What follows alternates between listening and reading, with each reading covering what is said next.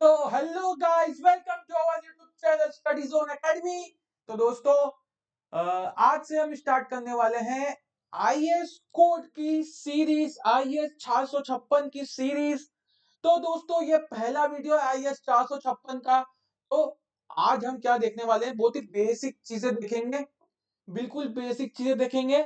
जल्दी से वीडियो खत्म हो जाएगा, पर पर पर आपको इसमें बहुत सारी चीजें सीखने को मिलेगी। तो ये ओवरव्यू है किसका, आईएएस 456 का, कि आईएएस 456 के अंदर में क्या क्या चीजें होती है। तो आ जाते हैं, वीडियो स्टार्ट करेंगे। पहले लिखा आईएएस 456। ये कोड किस लिए होता है दोस्तों? ये कोड होता है code of practice for in force plain and reinforced cement concrete. देखो, प्लेन और reinforced सीमेंट कंक्रीट के लिए होता है प्लेन सीमेंट कंक्रीट, यानी उसे हम बोल देता हूं भैया मैं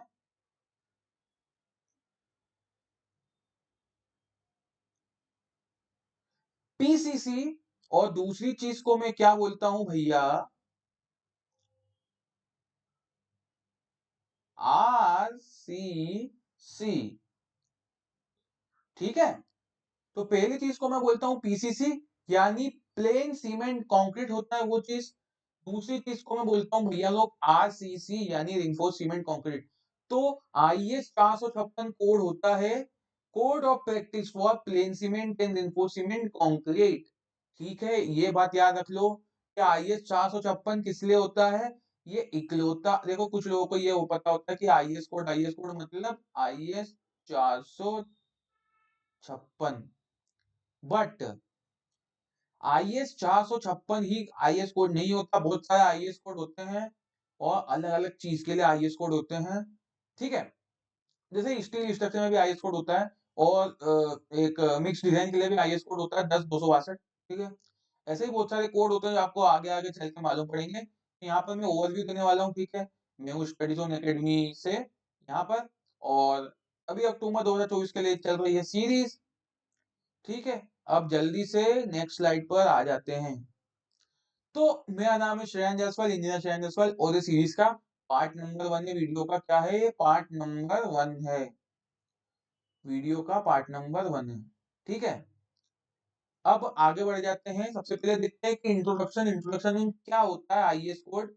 देखो, तो आईएएस 456 जो कोड है दादा भाई साहब, आईएएस 456 जो कोड है वो comprehensive code for plain and reinforced concrete structure की, रिइंफोर्स्ड और कंक्रीट, प्लेन और रिइंफोर्स्ड। ठीक है, एक होता है plain cement concrete, require reinforced cement concrete.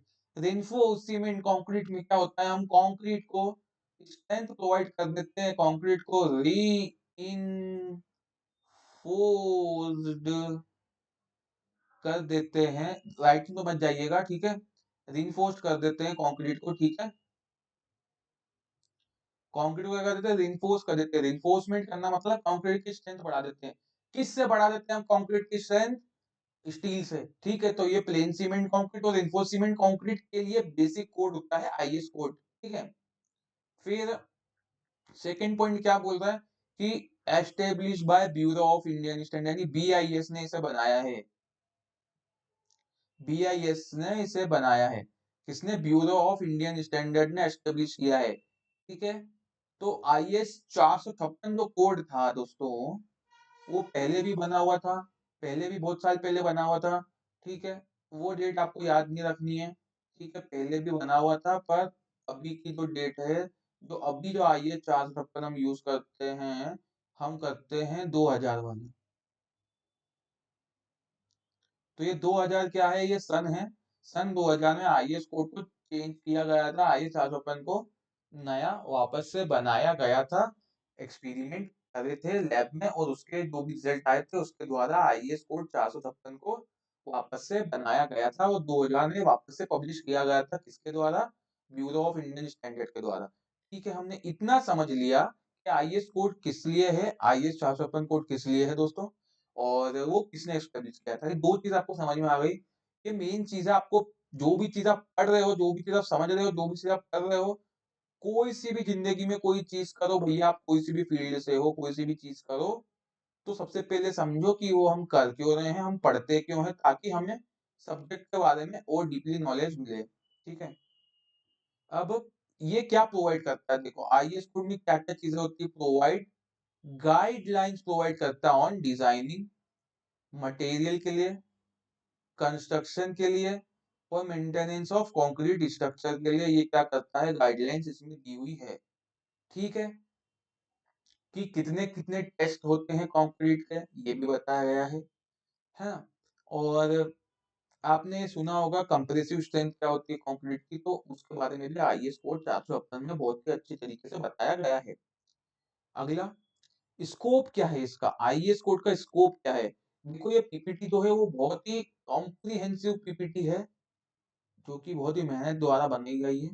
तो इसमें आपको वो जो भी चीज दी गई है वो आपको एक बार पढ़ लीजिएगा। ये पीपीटी भी आपको टेलीग्राम ग्रुप पर शेयर हो जाएगी। ठीक है ना। तो ये क्या है, देखो कॉम्प्रिहेंसिव पीपीटी। ठीक है। स्कोप क्या है आईएएस 456 के, तो आईएएस 456 जो कोड था, एप्लीकेबल फॉर बिल्डिंग, बिल्डिंग के लिए एप्लीकेबल तो होता ही है, ब्रिजेस में भी एप्लीकेबल होता है, और जो भी कंक्रीट के स्ट्रक्चर बनते हैं, बेसिक कोड क्या होता है मेरे दोस्तों, IAS 456 2000 covers various aspect such as, बहुत सारे एस्पेक्ट कवर करता है, जैसे कि जनरल डिजाइन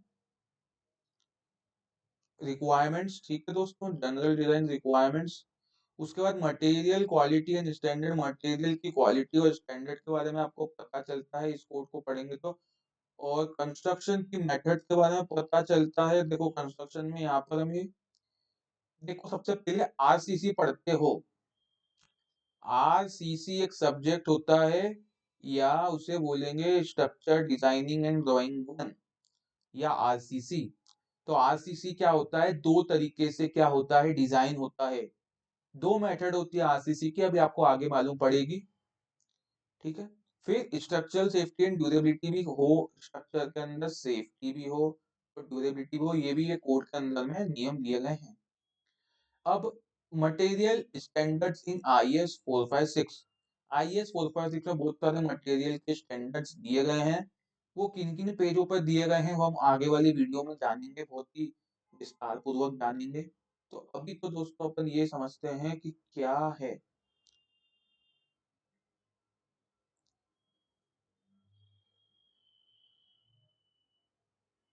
ठीक है। तो यहाँ पर क्या दिया है कि cement use of ordinary Portland cement, blended cement and other approved types. जैसे कि नॉर्मल जो सीमेंट होती है, जो कि बेसिक सीमेंट होती है, वो होती है ओपीसी, उसका फुल फॉर्म होता है ऑर्डिनरी पोर्टलैंड सीमेंट। तो ऑर्डिनरी पोर्टलैंड सीमेंट का यूज होता है। तो ऑर्डिनरी पोर्टलैंड सीमेंट की वहां पर क्या दी गई है, ग्रेड दी गई है कि कितनी कितनी ग्रेड्स होती है, कितने कितने टाइप की सीमेंट्स होती है वो बताया गया है। ठीक है। और भी अप्रूव सीमेंट होती है, जैसे कि पीपीसी, ओपीसी सीमेंट होती है और एक होती है पीपीसी। दो ही टाइप की सीमेंट होती है जो कि बाजार में हम यूज कर मिलती है आसानी से, और हम क्या करते हैं कंस्ट्रक्शन में वाइडली यूज करते हैं दो टाइप की सीमेंट, एक ओपीसी और एक पीपीसी। ओपीसी का फुल फॉर्म यहाँ पर दिख रहा होगा, ऑर्डिनरी पोर्टलैंड सीमेंट लिखा है, यहाँ पर लिखा हुआ है दोस्त मेरे, है ना। ये लिखा हुआ ओपीसी का फुल फॉर्म। अब एक होती है पीपीसी, देखो पी पी सी। तो मेरे दोस्तों पीपीसी एक सीमेंट होती है, इसका बोलते हैं हम पोर्टलैंड पोजलाना सीमेंट। तो वो भी सीमेंट हम यूज करते हैं, कंस्ट्रक्शन में वाइडली यूज होती है। तो उसके बारे में भी कुछ कुछ दिया गया है आईएएस कोड के अंदर में। फिर एग्रीगेट के बारे में कि स्पेसिफिक साइज का होते हैं, 20 mm के एग्रीगेट होते हैं, ग्रेडिंग होती है एग्रीगेट की, फिर एग्रीगेट के बारे में दिया है। फिर स्टैंडर्ड पोर्टेबल वाटर और नॉन पोर्टेबल वाटर के बारे में भी जानकारी थोड़ी थोड़ी उसमें क्लॉज दिए हुए हैं।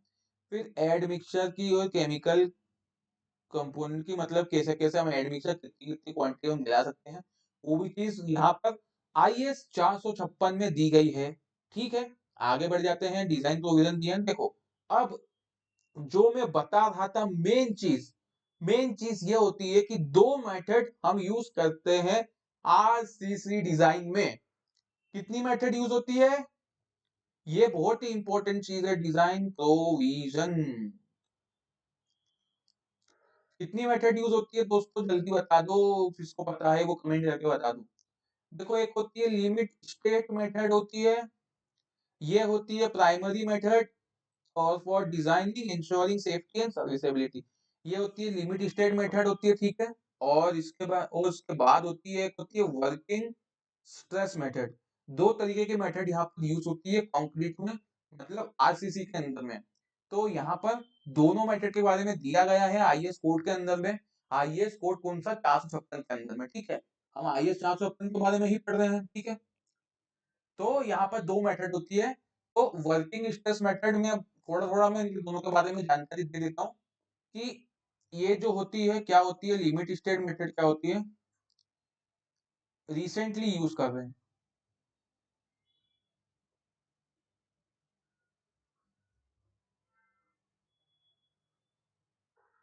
रिसेंटली ये वाली मेथड यूज हो रही है, और ये है इकोनॉमिकल।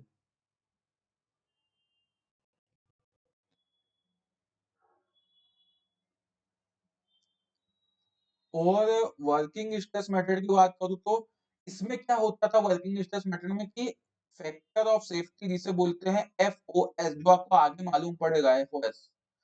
एफओएस का फुल फॉर्म होता है फैक्टर ऑफ सेफ्टी।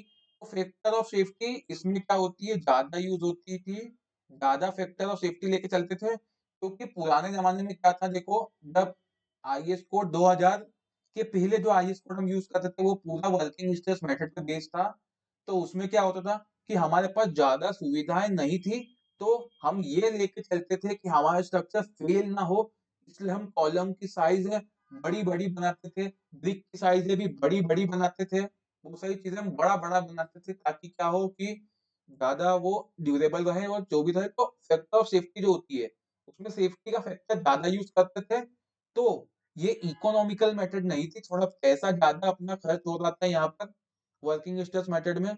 और जो भी आप अभी डिजाइन करते हो वो करते हैं लिमिट स्टेट मेथड से ही डिजाइन होता है, वर्किंग स्ट्रेस मेथड बहुत ही कम यूज होती है इंडिया में। तो दूसरी कंट्री का पता नहीं, पर इंडिया में तो सबसे लीस्ट यूज होने वाली वर्किंग स्ट्रेस मेथड है। तो यहाँ पे दो डिजाइन प्रोविजन यहाँ पे दिए हुए हैं, एक लिमिट स्टेट मेथड का दिया हुआ है, एक वर्किंग स्ट्रेस मेथड का दिया हुआ है। दोनों के नाम में कंफ्यूज मत होना, एक में स्टेट आता है, दूसरे में स्ट्रेस आता है, ठीक है। ठीक है, तो focus on durability, load calculation factor, ये किस पे बेस होती है दोनों मेथड भैया? भाई साहब, ये मेथड किस पे बेस होती है? ड्यूरेबिलिटी पे, लोड कैलकुलेशन पे, और फैक्टर ऑफ सेफ्टी पे क्या होती है, बेस्ड होती है ये दोनों मेथड। तो इन दोनों मेथड के बारे में ही आईएस 456 2000 में बताया गया है, ठीक है। और एक और मैं पॉइंट यहाँ पर ऐड करने जा रहा हूँ कि जो भी आपको एग्जाम होती है, जैसे कि आप स्टूडेंट हैं, अगर इसके पहले वाले वीडियो में अगर आपने देखा होगा, इंट्रोडक्शन वीडियो था जिसके बारे में मैंने, मतलब अनाउंसमेंट टाइप वीडियो था, तो उसमें मैंने आपको बताया था कि आप अगर स्टूडेंट हो तो आईएएस कोड आपके बहुत काम आने वाला है। तो ये आज से सब्जेक्ट में भी काम आएगा। तो अगर आप स्टूडेंट हो तो आपके कॉलेज के एग्जाम में आईएएस कोड यूज होगा, ठीक है। तो ये बात भी आप एक बार याद रख लीजिएगा। उसके बाद कंक्रीट की ग्रेड्स बताई गई है यहाँ पर। यहाँ पे क्या बताया गया है मेरे दोस्तों?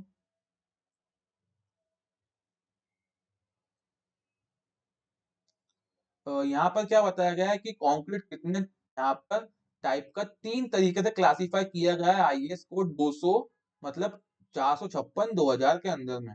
तो एक होता है ऑर्डिनरी कंक्रीट, दूसरा होता है भैया स्टैंडर्ड कंक्रीट, और दूसरा होता है हाई स्ट्रेंथ कंक्रीट।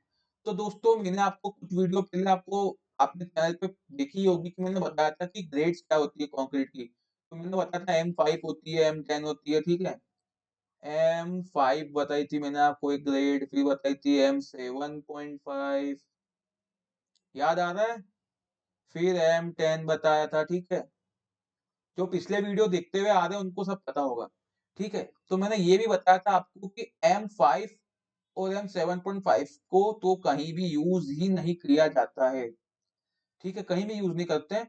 स्टार्टिंग होती ग्रेड की M10 से, मतलब M10 का ही कंक्रीट हम नॉर्मल भी यूज कर लेते हैं। बट मोस्टली जगह पर पीसीसी भी होती है, जो भी चीज होती है, मोटार में भी बनता है, जो भी बनता है कंक्रीट बनता है, ठीक है, कंक्रीट जहां भी बनता है, छोटी सी जगह पीसीसी भी करनी है, यहाँ पर बिल्कुल लोड नहीं आने वाला, उसकी भी हम कंक्रीटिंग M15 से ही करते हैं। M10 की ज्यादा यूज नहीं हो रहा है आजकल। ठीक है, तो मैंने कुछ बताया था आपको कि कंक्रीट के बारे में, ग्रेड्स के बारे में, ठीक है। तो उससे ही देखो आईएस कोड में बताया गया है कि ऑर्डिनरी कंक्रीट कहाँ से होता है। M10 से लेके M20 तक का जो कंक्रीट होगा वो कितना होगा, ऑर्डिनरी कंक्रीट होगा मेरे भैया। उसके बाद जो 25 से लेकर के 55 तक की जो ग्रेड होगी, इस बीच में बोलेंगे स्टैंडर्ड कंक्रीट। और M60 या 60 से ज्यादा के कंक्रीट को क्या बोलेंगे, देखिए M60 के बाद हो गया M80 का कंक्रीट भी बनता है कुछ जगह, वो भी क्या होगा, हाई स्ट्रेंथ कंक्रीट होगा। फिर grades defined by compressive strength, मैंने आपको ये भी बताया था कि एक होती है कंप्रेसिव स्ट्रेंथ होती है, ठीक है। उसके हिसाब से क्या होता है कि 28 दिन में जो टेस्ट होता है कंक्रीट का, एक क्या होता है पता है भैया लोगों, कि एक कंक्रीट का टेस्ट होता है 28 दिन में। 28 दिन में कंक्रीट का टेस्ट करते हैं, कंक्रीट को एक बार बना लेते हैं, फिर साँचे में रख देते हैं, मतलब मोल्ड में रख देते हैं, ट्यूब खोल देते हैं, पानी की तराई करते हैं उसके ऊपर, और 28 दिन के बाद में, पहले करते हैं 3 दिन के बाद में टेस्ट, फिर 7 दिन के बाद में, फिर 15 दिन के बाद में, देन 28 दिन के बाद में। तो जो 28 दिन के बाद जो स्ट्रेंथ निकल के आती है, वो क्या होता है, ग्रेड डिफाइन करती है। जैसे कि अगर M10 है दोस्तों, तो इसकी ग्रेड आती है M10 की ग्रेड आती है, मतलब जो इसकी जो स्ट्रेंथ निकल के आती है वो आती है 10 न्यूटन पर mm स्क्वायर, ठीक है। अब 10 न्यूटन पर mm स्क्वायर एग्जैक्टली भी नहीं आती, ये भी आप कोड पढ़ोगे, जब मेरे से सीखोगे, जब मालूम पड़ोगे कि M10 अगर बनाया है आपने तो M10 की ग्रेड आएगी M15 या M16 तक ग्रेड जाती है, 16 तक आती है ग्रेड कभी कभी M10 की, है ना। 11 भी आ सकती है, 12 भी आ सकती है, 13 भी आ सकती है, 14 भी, 15 भी, 16 भी, इतनी तक जा सकती है। तो इस कैटेगरी में आएगी तो हम क्या बोलेंगे, उसको M10 बोलेंगे। अभी कैसे बोलेंगे, कब बोलेंगे, वो भी आईएएस कोड में लिखा गया है, तो वो भी हम आने वाली वीडियोस में सीखेंगे। मैं पहले ही बता देता हूँ कि यहाँ पर वीडियो खत्म नहीं हो जाएगा, ये सिर्फ ओवरव्यू है। इसके बाद हम आने वाली वीडियो में बहुत सारी चीजें हम सीखने वाले हैं। फिर स्ट्रक्चरल सेफ्टी और सर्विसेबिलिटी का देखा गया है कि सर्विसेबिलिटी कैसे होती है, कंक्रीट की कितनी सर्विस देता है, ड्यूरेबिलिटी कितनी होती है, तो इसके बारे में भी दिया गया है। पहले लोड कैलकुलेशन में लोड कंसिडरेशन कि सेस्मिक लोड होता है। देखो यहाँ पे कितने टाइप के लोड होते हैं, यहाँ पर 4 टाइप के मेनली लोड होते हैं। एक होता है डेड लोड, डेड लोड जो होता है जो अपना खुद का स्ट्रक्चर का लोड होता है। जैसे कि मेरा नाम श्रेयान जायसवाल है, मैं इंसान हूँ, तो मेरा वेट कितना है, मेरा वेट है, मान लो 100 किलो वेट है मेरा, एग्जाम्पल मान लो कि 100 किलो वेट है। तो 100 किलो क्या हो गया, मेरा खुद का लोड हो गया, यानी डेड वेट, जो कि मैं अपने से लगा रहा हूँ 100 किलो। लाइव लोड क्या हो गया, कि मान लो कि जो बिल्डिंग है, बिल्डिंग के अंदर आप रह रहे हो, आपके पापा रह रहे हैं, आपकी मम्मी रह रही है, तो ये सब लोग क्या हो गए, लाइव लोड हो गए। आपका वजन होगा 40 किलो, आपका पापा का होगा 50 किलो, आपकी मम्मी का होगा 30-35 किलो, तो ये सब चल रहे हैं बिल्डिंग के अंदर, तो ये क्या है, लोड लगा दे बिल्डिंग पे, तो उसका बोलेंगे लाइव लोड। एक होता है विंड लोड। विंड लोड हम जब कंसिडर करते हैं जब कोई माउंटेनियस एरिया होता है या हिली एरिया होता है, या तो फिर जब हमारा जो बिल्डिंग होती है वो 3-4 फ्लोर के ऊपर जब जाने लगती है ना, तो विंड लोड का कंसिडरेशन आ जाता है। उसके बाद होती है सेस्मिक फोर्स, होती है सेस्मिक फोर्स, मतलब क्या होता है, अर्थक्वेक टाइप की फोर्सेस को हम क्या बोलते हैं, अर्थक्वेक टाइप की फोर्सेस को सेस्मिक फोर्सेस बोलते हैं। ठीक है, तो ये भी आईएस कोड में दिया गया है, कुछ कुछ चीजें बताई गई है इसके बारे में भी। फिर सर्विसेबिलिटी, सर्विस कितनी दिन तक देगा, क्या होगा, वाइब्रेशन कंट्रोल क्या होता है, क्रैकिंग क्या होती है, डिफ्लेक्शन क्या होता है। अगर कंक्रीट के अंदर सा डिफ्लेक्शन आ रहा है, बेंड हो रहा है कंक्रीट, तो क्या करना है, कब बेंड होता है, क्रैक आना चालू हो गए, तो क्या उस बिल्डिंग में हमें रहना चाहिए कि नहीं रहना चाहिए, ये भी चीजें पता चलेगी। फिर ड्यूरेबिलिटी की provision for एक्सप्लोजर condition like marine environment and chemical attack. क्या होता है कि मरीन इन्वायरमेंट में हम किसी और प्रकार का कंक्रीट यूज करते हैं, कंक्रीट के अंदर हम क्या करते हैं, चेंजेस करते हैं, ठीक है। और उससे ड्यूरेबिलिटी कैसे बढ़ाई जाए, केमिकल अटैक से कैसे बचाया जाए कंक्रीट को, ये भी हम क्या करते हैं, पता करेंगे, आईएस कोड के अंदर लिखा होता है। इसके बाद रेनफोर्समेंट गाइडलाइंस भी दी गई है। रेनफोर्समेंट गाइडलाइन, तो देखो रेनफोर्समेंट के बारे में ज्यादा चीजें आपको इसमें पता तो नहीं चलेगी, क्योंकि स्टील स्ट्रक्चर जो होता है वो अलग चीज होती है और आरसीसी चीज जो होती है जो अलग चीज होती है। पर इसमें फिर भी आपको मालूम पड़ेगा कि मिनिमम और मैक्सिमम रेनफोर्समेंट का परसेंटेज कितना होता है, मिनिमम मैक्सिमम। फिर बेंडिंग एंड एंकरेज डिटेल्स की बेंडिंग कब होती है, बेंड कब होते हैं डिटेल। फिर lapping of bars recommended load transfer, मतलब लैपिंग मतलब क्या होती है कि मान लो कि मेरा एक सरिया है और ये इतनी ही बड़ी मेरे पास क्या आई है, बार आई है सरिये की। अब मुझे क्या है कि ऊपर और सरिया यूज करना है, तो मैं क्या करूंगा, दूसरे सरिये को यहाँ पर चिपकाऊंगा या बांधूंगा। तो वो कितनी लेंथ पर बांधूंगा, ये एक्स डिस्टेंस हो गई, कितनी लेंथ पर मैं बांधूंगा, उस लेंथ को लैपिंग लेंथ बोलते हैं, यानी कितनी लेंथ हम जोड़ेंगे। ठीक है, तो ये भी हमको आईएस कोड में फॉर्मूले के द्वारा पता चलती है। ठीक है, ये भी आपको आगे मालूम पड़ेगी।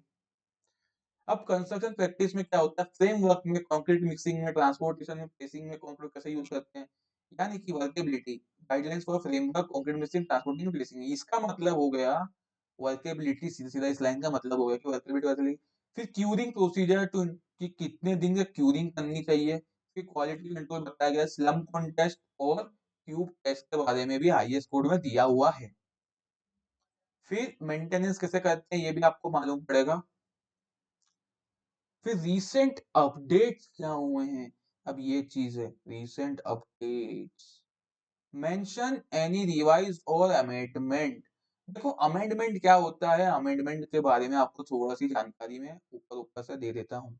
अमेंडमेंट मतलब होता है कि कोई भी चीज हम, जैसे कि मान लो कि इंडिया है, अपना देश है, तो उसमें मान लो कुछ भी सरकारी काम हो रहे हैं, सरकारी काम हो रहे हैं।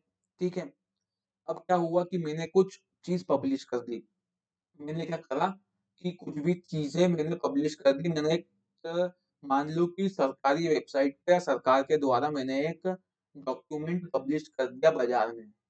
अब क्या हुआ कि उसमें कुछ चेंजेस आ गए, कुछ चेंजेस करना पड़ते हैं, तो उस डॉक्यूमेंट में मैं चेंज करूंगा, तो उसको क्या बोलते हैं, हम अमेंडमेंट बोलते हैं।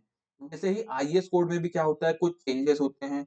आईएस कोड में क्या हुआ है कि रिसेंटली नए नए इक्विपमेंट आए हैं, नई नई टेक्नोलॉजी आई है, तो उसे टेस्ट हुआ है, तो उसके बारे में हमें मालूम पड़ा है कि इस ग्रेड को यूज नहीं करना चाहिए, ये सीमेंट इस में अच्छी नहीं है, M30 का कंक्रीट ही यूज करना होता है, ऐसी चीजें बताई गई है।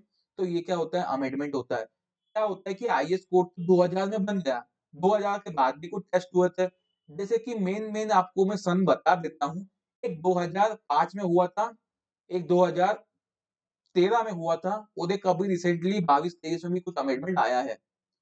ठीक है, तो अमेंडमेंट का मतलब होता है कि आईएस कोड में वो आगे पेजेस अटैच कर देते हैं, ताकि हमें मालूम पड़ जाए कि जो पुराना जो क्लॉज था उसे यूज नहीं करना है, नए क्लॉज को यूज करना है, क्लॉज में कुछ चेंजेस हमने करके दे दिया है, ऐसा बताते हैं। ठीक है, उसके बाद changes in concrete grade admixture and construction method, construction method में क्या क्या चेंज आया है, अपडेट्स आई है, ये चीजें। Adaptation new technology like high performance concrete HPC, अभी नई टेक्नोलॉजी में क्या हुआ है कि एचपीसी का यूज होना चालू हुआ है, तो ये भी आपको अमेंडमेंट में मालूम पड़ेगा। ठीक है, कंक्लूजन क्या है कि आईएस 456 क्रिटिकल रोल इंश्योर करता है सेफ्टी, ड्यूरेबिलिटी और longevity of concrete structure in India. मान लो कि इंडिया में कोई सा भी चीज कंस्ट्रक्ट हो रही है, यानी कंक्रीट कहीं भी लग रहा है, तो आईएस 456 फॉलो होना जरूरी है। ठीक है, अगर फॉलो करोगे ढंग से तो आपकी बिल्डिंग 50, 60, 70 साल भी चल जाएगी, बिल्डिंग क्या होगा कि खराब नहीं होगी। और अगर आप आईएस कोड का जरा सा भी इस्तेमाल नहीं करोगे और फालतूगिरी से घर बना दोगे, तो आपका घर 1-2 साल में भी टूट सकता है। फिर होता है adherence standard essential engineer building contractor. क्या होता है कि इंजीनियर्स जो स्टैंडर्ड होते हैं आईएस कोड में, तो वो इंजीनियर, बिल्डर, कॉन्ट्रैक्टर को यूज करना चाहिए। फिर फ्यूचर ट्रेंड इंक्लूड भी करा है कि ग्रीन कंस्ट्रक्शन में भी आईएस कोड का यूज हो रहा है। ठीक है, तो ये सब चीजें कंक्लूजन में कि आईएस कोड को हमें यूज क्यों करना चाहिए, ये चीजें हैं। ठीक है, आगे रेफरेंस है, ये लास्ट स्लाइड हो चुकी है आज की। तो रेफरेंस है Indian standard IS 456 code of practice of plain and reinforced concrete. ये जो आईएस कोड है, ये आपको कहीं भी मिल जाएगा गूगल पर। ऐसा लिखोगे इंडियन स्टैंडर्ड या आईएएस 456 लिखोगे तो आपको कहीं भी मिल जाएगा। बट वो पुराना वाला मिलेगा। तो आपको अगर अमेंडमेंट के साथ में पढ़ना है, अगर चाहिए, देखो 2 वेबसाइट पे कोई सी भी दूसरी वेबसाइट पे अवेलेबल होगा, वो तो एग्ज़ाम में काम आ जाएगा, समझ में आ जाएगा, पढ़ लोगे, खत्म हो जाएगा। बट बीआईएस की वेबसाइट है, बीआईएस की वेबसाइट पे जाइए, बीआईएस सर्च कीजिए, ब्यूरो ऑफ इंडियन स्टैंडर्ड, वहाँ पर जाकर के आईएएस 456 का एक आपको लिंक मिलेगा, वहाँ से जाके डाउनलोड कीजिएगा। वो थोड़ा-सा आपको टाइम लगेगा डाउनलोड करने में, बट यहाँ से ही डाउनलोड कीजिएगा कि उसमें नए-नए जो चैप्टर्स ऐड होते जाते हैं, कोरिजेंडम जो बोलते हैं या तो फिर अमेंडमेंट बोलते हैं, वो ऐड होते जाते हैं। तो वो भी आपको यहाँ पे मिलेंगे। तो बीआईएस की वेबसाइट से ही डाउनलोड कीजिएगा। तो दोस्तों, आज की वीडियो में इतना ही, मिलते हैं नेक्स्ट वीडियो में, तब तक के लिए बाय बाय। जय हिंद, वंदे मातरम।